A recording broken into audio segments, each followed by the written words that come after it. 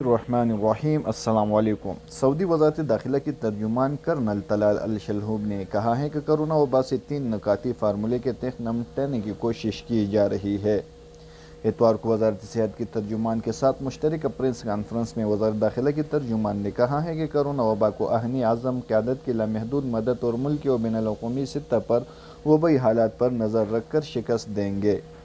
طلال الشلہوب نے کہا ہے کہ کرونا وبا ابھی ختم نہیں ہوئی، اس کے مقابلہ متعلقہ اداروں کی طرف سے جاری کردہ حفاظتی تدابیر اور کورونا SOPs کی پابندی سے کیا جائے گا۔